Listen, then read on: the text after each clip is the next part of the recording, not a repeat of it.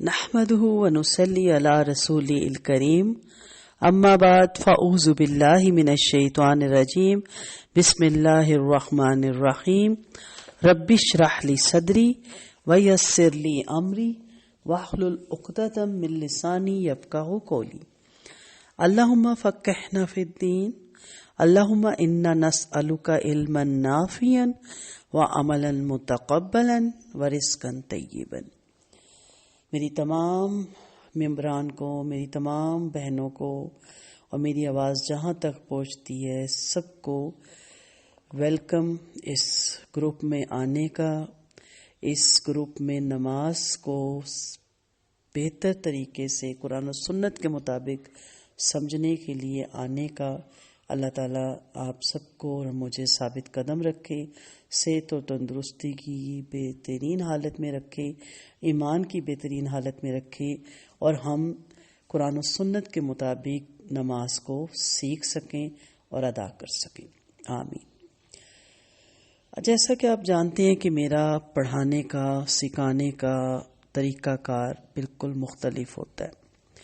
اسے آپ مختلف بھی نہ کہیں، میری شروع سے ایک عادت ہے کہ میں جب بھی کوئی کام کرتی ہوں تو اس کی بنیاد سے سٹارٹ لیتی ہوں۔ درمیان سے بات کرنا سمجھ نہیں آتا، اور سمجھنے والے کو جسے آپ بتا رہے ہوتے ہو اس کے لیے بھی مشکل ہوتا ہے۔ کوئی فیصلہ کرنا ہو، کسی کے درمیان صلح کرانی ہو، کچھ بھی ہو، جب تک جڑ نہ پتا ہو اس وقت تک اوپر کے معاملات حل نہیں ہوتے۔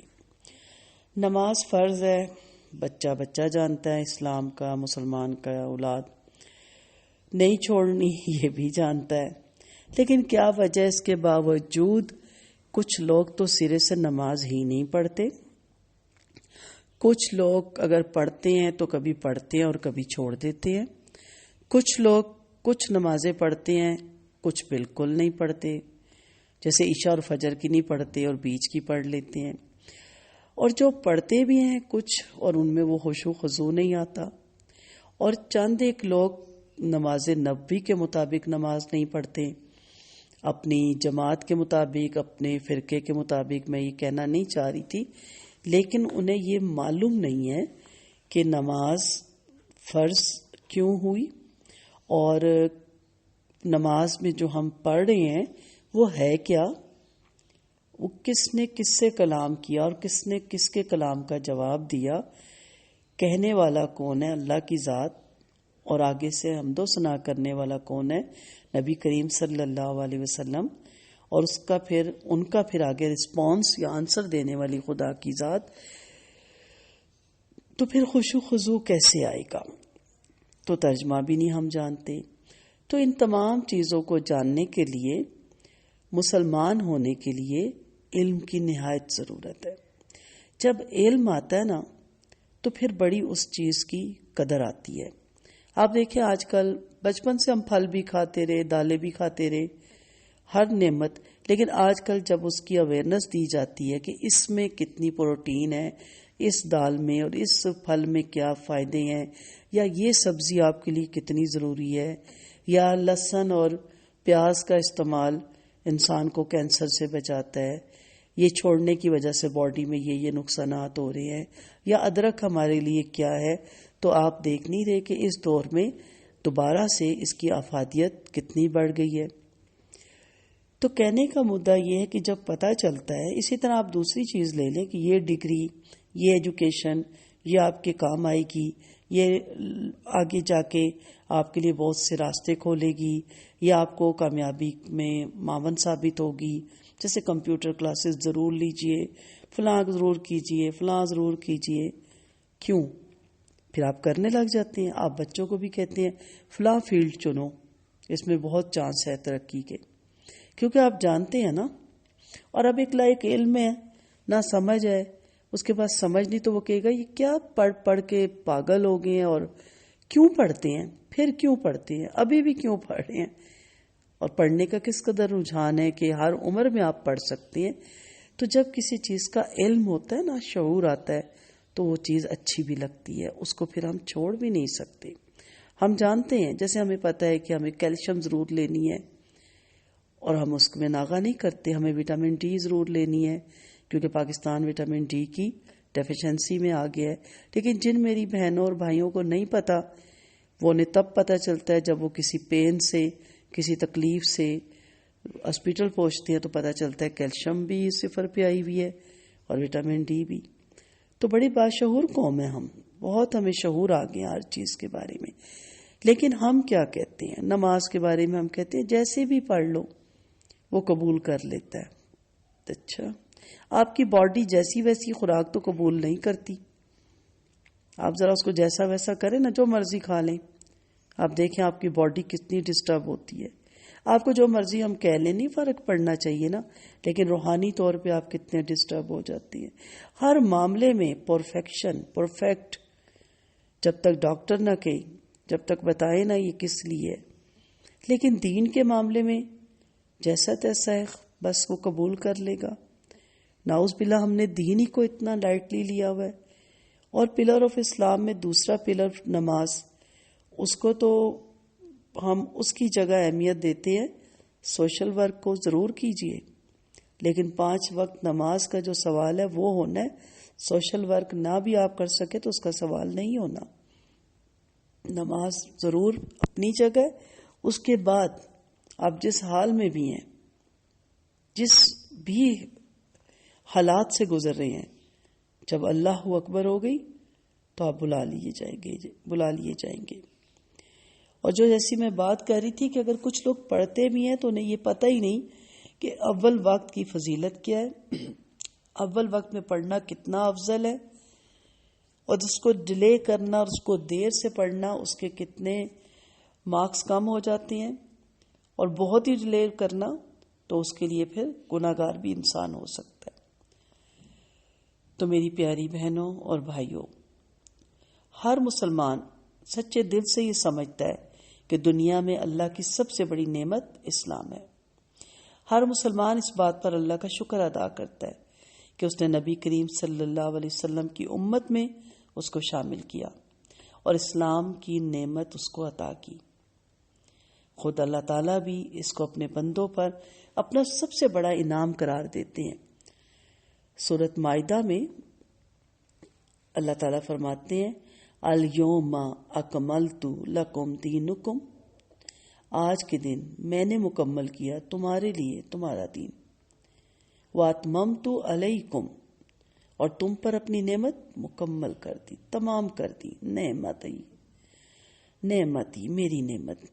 ورضیت لکم الاسلام دینا، اور تمہارے لیے اس بات کو پسند کر لیا کہ تمہارا دین اسلام ہو.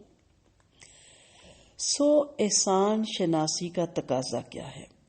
احسان جو اللہ تعالیٰ نے ہم سب پہ فرمایا، اس کا حق ادا کرنا ہم سب پہ فرض ہے. کیونکہ جو شخص کسی کے احسان کا حق ادا نہیں کرتا وہ احسان فراموش ہوتا ہے. اور سب سے برتر احسان فراموشی یہ ہے،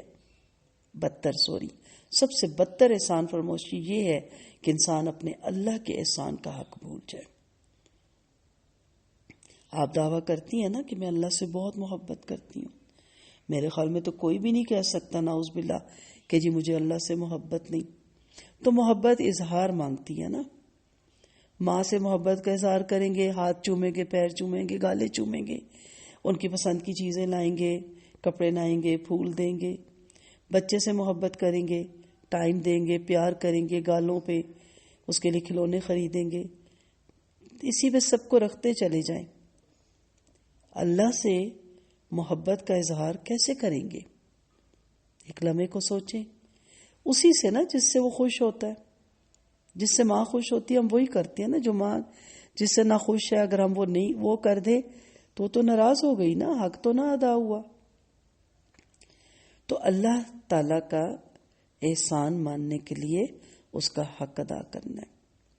اب آپ سوچیں گے کہ اللہ کے احسان کا حق کس طرح ادا کیا جائے، تو میں اس کا جواب یہ دوں گی کہ جب اللہ نے آپ کو امت محمدیہ میں شامل کیا صلی اللہ علیہ وسلم، تو اس احسان کا صحیح شکر یہ ہے کہ آپ صلی اللہ علیہ وسلم کے پورے اطاعت گزار بنے.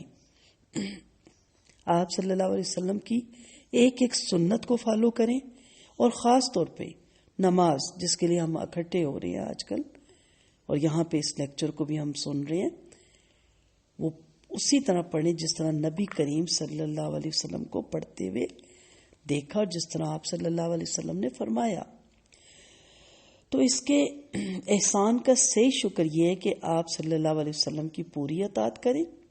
جب اللہ نے آپ کو مسلمانوں کی ملت میں شامل کیا تو اس کی اس مہربانی کا حق آپ اسی طرح ادا کر سکتے ہیں کہ آپ پورے مسلمان بنیں۔ ادخلوا فی السلم کافہ۔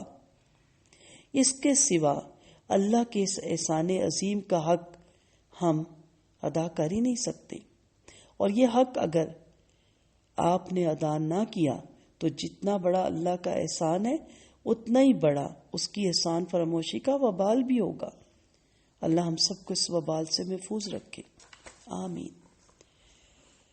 اب میں آپ ہی سے دوسرا سوال کرتی ہوں کہ مسلمان الحمدللہ آپ ماں کے پیٹ سے پیدا ہوئے، مسلمان کہلائے۔ مسلمان بننے کے لیے پہلا قدم کیا اٹھانا پڑتا ہے؟ آپ ہی سے سوال ہے کہ آدمی پورا مسلمان کس طرح بن سکتا ہے؟ میں نے کہا نا ادخلوا فی السلم کافہ، پورے کے پورے۔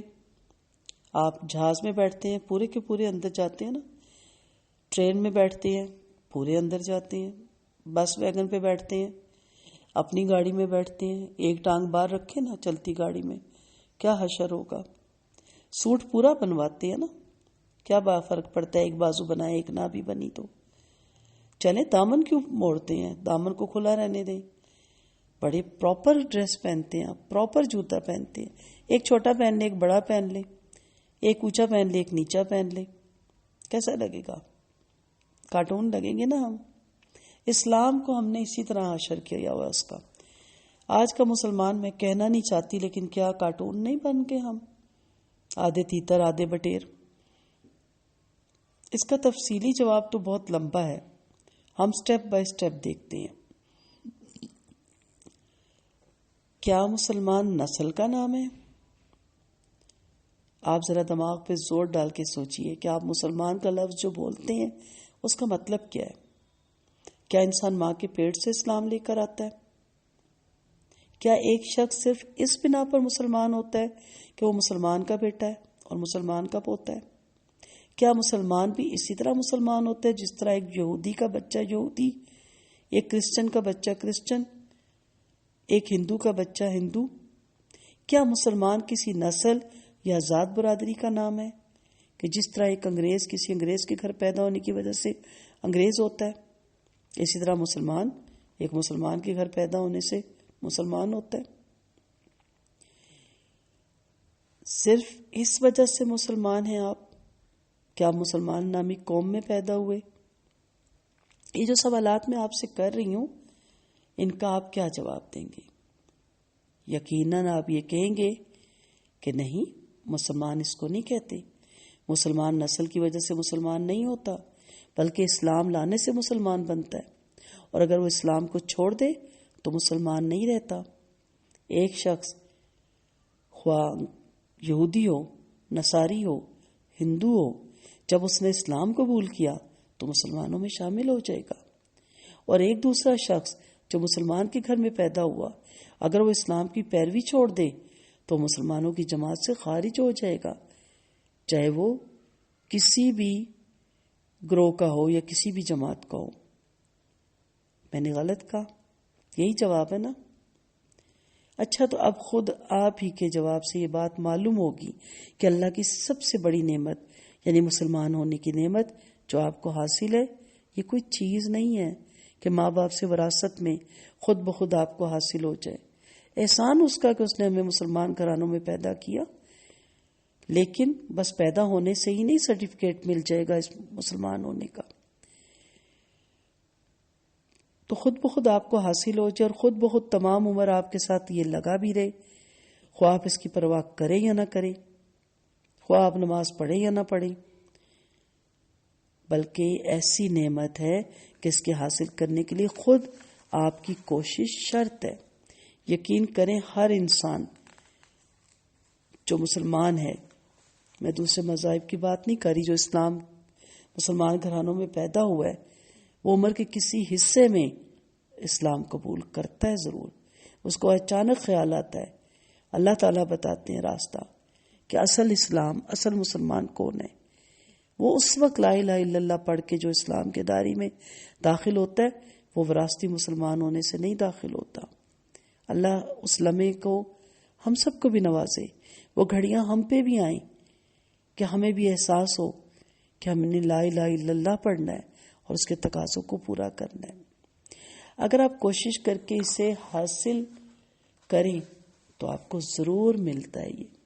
اگر آپ اس کی پرواہ نہ کریں تو یہ آپ سے چھن جاتا ہے. یہ اسلام کی نعمت, اللہ ہم سب کو اس محفوظ رکھے. یہی وجہ ہے کہ کچھ لوگ بہت آگے آپ کو نظر آتے ہیں. آگے نہیں ہوتے, انہوں نے شعوری اسلام قبول کیا ہوتا ہے نہ کہ وراثتی. اور کچھ لوگ بہت پیچھے ہوتے ہیں. اسلام لانے کا مطلب کیا ہے دیکھتے ہیں. آپ کہتے ہیں کہ اسلام لانے سے آدمی مسلمان بنتا ہے. سوال یہ کہ اسلام لانے کا مطلب کیا ہے؟ کیا اسلام لانے کا یہ مطلب ہے کہ جو آدمی بس زبان سے کہہ دے میں مسلمان ہوں یا مسلمان بن گیا ہوں وہ مسلمان ہے؟ یا اسلام لانے کا مطلب یہ کہ جس طرح ایک یہودی بغیر سوچے سمجھے یہودی ہے, اسی طرح نصرانی کیونکہ نصارہ کرسچن کے گھر پیدا ہوا بغیر سوچے سمجھے کرسچن ہے. اسی طرح ایک شخص عربی کے چند فقرے بغیر سوچے سمجھے زبان سے ادا کر دے اور وہ مسلمان ہو گیا. آپ خود بتائیے کہ اس کا سوال کا جواب آپ کیا دیں گے؟ آپ یہی کہیں گے نا کہ اسلام لانے کا مطلب یہ ہے حضرت محمد صلی اللہ علیہ وسلم نے جو تعلیم دی ہے اس کو آدمی جان کر سمجھ کر دل سے قبول کرے اور اس کے مطابق عمل کرے. جو ایسا کرے وہ مسلمان ہے اور جو ایسا نہ کرے وہ مسلمان نہیں ہے. یہ کیسے ہو سکتا ہے کہ اللہ تعالیٰ کرسچن اور یہودی کو عذاب دے اور وراثتی مسلمان کو جنت الفردوس کے اعلیٰ درجے دے؟ وہ بھی ہماری طرح وجود رکھتا ہے, اس کا بھی نام ہمارے یہاں جو کرسچن ہے ہمارے جیسے نام ہے, ہمارے جیسا لباس ہے ان کا, ہمارے جیسے ان کے کام ہے. ان کے اور ہم میں فرق کیا ہے؟ صرف یہ کہ وہ ماں کا پیٹ سے پیدا ہوئے وہ کرسچن تھی اور میں جس ماں کے پیٹ سے پیدا ہوئی وہ مسلمان تھی. ایسا نہیں ہے. تو پہلی ضرورت کیا ہے؟ علم حاصل کریں, جانیں کہ میں مسلمان ہوں تو اسلام مجھ سے کیا تقاضا کرتا ہے. لا الہ الا اللہ کا تقاضا پورا کریں. دوسرا پلر آف اسلام نماز کیا ہے اس کے بارے میں علم حاصل کریں. یہ جواب جو آپ دیں گے نا کہ نہیں مسلمان کون ہوتا ہے, اس سے خود بخود یہ بات کھل گئی کہ اسلام پہلے علم کا نام ہے اور علم کے بعد عمل کا نام ہے. ایک شخص علم کے بغیر یہودی ہو سکتا ہے کیونکہ وہ یہودی کے گھر پیدا ہوا.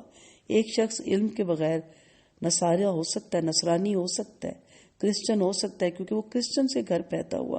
مگر ایک شخص علم کے بغیر مسلمان نہیں ہو سکتا کیونکہ مسلمان پیدائش سے مسلمان نہیں ہوا کرتا بلکہ علم سے مسلمان ہوتا ہے. جب تک اس کو یہ علم نہ ہو کہ حضرت محمد صلی اللہ علیہ وسلم کی تعلیم کیا ہے, وہ اس پر ایمان کیسے لا سکتا ہے اور اس کے مطابق عمل کیسے کر سکتا ہے. اور جب وہ جان کر اور سمجھ کر ایمان ہی نہ لایا تو مسلمان کیسے ہو سکتا ہے؟ بس معلوم یہ ہوا کہ جہالت کے ساتھ مسلمان ہونا اور مسلمان رہنا غیر ممکن ہے. ہر شخص جو مسلمان کے گھر میں پیدا ہوا, جس کا نام مسلمانوں کا سا ہے, جو مسلمانوں کے سے کپڑے پہنتا ہے اور جو اپنے آپ کو مسلمان کہتا ہے, حقیقت میں وہ مسلمان نہیں. آپ مائنڈ نہ کیجیے گا, میں کوئی نہیں ہوتی آپ کو یہ سرٹیفکیٹ دینے والی, صرف سمجھانے کے لیے یہ بتا رہی ہوں. بلکہ مسلمان در حقیقت سے وہ شخص ہے جو اسلام کو جانتا ہو اور پھر جان بوجھ کر اس کو پھر مانتا بھی ہو. ایک کافر اور ایک مسلمان میں اصلی فرق نام کا نہیں کہ اس کا نام, کوئی بھی ہندوؤں کا نام ذہن میں لے آئیں اور اس کا نام عبداللہ ہے اس لیے وہ کافر ہے اور یہ مسلمان ہے. اس طرح ایک کافر اور ایک مسلمان میں اصلی فرق لباس کا بھی نہیں کہ وہ پینٹ شرٹ پہنتے ہیں، سوٹ پہنتے ہیں اور ہم سلوار قمیض پہنتے ہیں، وہ پینٹ شرٹ اور ٹائی پہنتے ہیں کافر ہے اور یہ مسلمان ہے کیونکہ یہ سلوار قمیض پہنتا ہے. بلکہ اصلی فرق ان دونوں کے درمیان علم کا ہے. وہ کافر اس لیے کہ وہ نہیں جانتا کہ اللہ تعالیٰ کا اس سے اور اس کا اللہ تعالیٰ سے کیا تعلق ہے اور اللہ کی مرضی کے مطابق دنیا میں زندگی بسر کرنے کا سیدھا راستہ کیا ہے. اور اگر یہی حال ایک مسلمان کی اولاد کا بھی ہے تو بتائیں کہ اس میں اور ایک کافر میں کس چیز کے بنا پہ فرق ہوا اور کیوں یہ کہتا ہے کہ وہ تو کافر ہے اور یہ مسلمان ہے. اسی ٹاپک کو لے کے انشاءاللہ پھر حاضر ہوں گی. وآخر دعوانا ان الحمدللہ رب العالمین.